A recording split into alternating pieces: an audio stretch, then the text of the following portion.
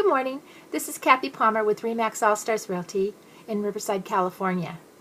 I'm continuing with our homeowner educational series, and what I'd like to talk to you about today is the biggest mistakes that home buyers can make.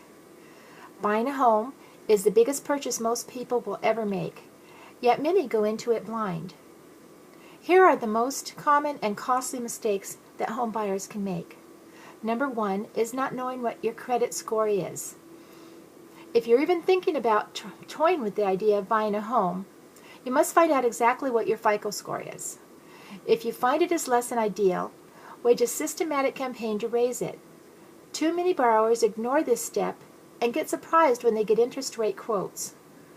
Once you've poured over your credit history and corrected any obvious errors, your next step is to pay down any revolving debt balances to no more than 30% of your maximum limits. That will help raise your credit score significantly. The lower your score, the higher your cost of borrowing. Fannie Mae and Freddie Mac, for example, charge higher upfront fees to borrowers with credit scores below 740. For a buyer with a credit score between 680 and 700, the fee comes to 1.5% of the mortgage principal. On a $200,000 mortgage, for example, that adds up to $3,000. Well, someone with a 740 score pays nothing. Lower score borrowers also get sacked with higher interest rates, about 0.4% more than the typical 700 FICO score borrower. That costs an extra $62 a month or $744 a year on a $200,000 30-year fixed rate loan. Another mistake is buying a car before you buy a house.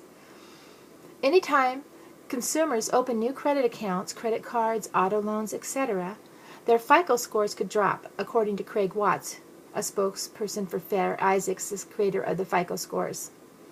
His admonition is to not open any new credit accounts while your mortgage application is in process. A big purchase would add a considerable proportion to the borrower's total credit limit, which results in a drop in the score. Lenders will often continue to check credit scores in the weeks before closing. The lender will likely slam on the brakes if the applicant's credit scores suddenly drop below the minimum required for the requested loan. Another big mistake that buyers often make is skimping on the home inspection. Buying a pig in a poke can cost buyers big bucks just when they least can afford it. So it's vital to find out all the costly flaws before you buy.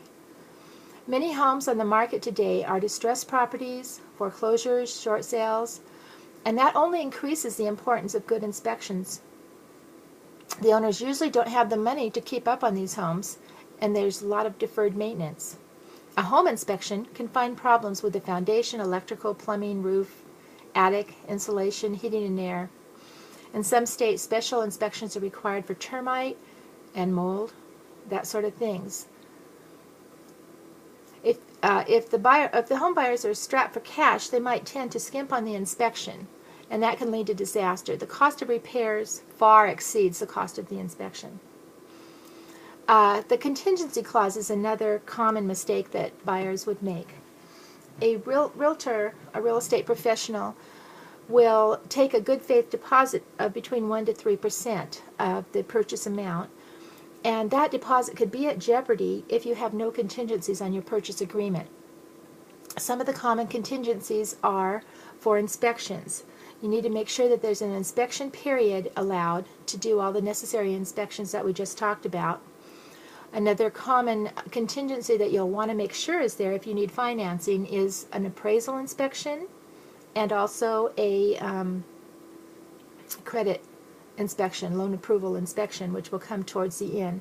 So make sure that all of the typical contingencies are in there so that you will have the ability to make good decisions for yourself. Another common mistake that buyers could make is to not budget for enough insurance. Don't underestimate insurance costs and fail to budget for them. The typical homeowner's insurance policy will cover things like theft and wind, fire, lightning, hail, explosion, but they do not cover earthquake or flooding. So if your home is going to be in a flood zone, then you'll need to plan on spending an additional amount of money per month for federal flood insurance. So I hope this information has been helpful, and if you are considering a purchase, I would hope that you would give us a call. My name again is Kathy Palmer with RE/MAX All-Stars. My phone number is 951-413-1941. We'd love to hear from you. Thank you.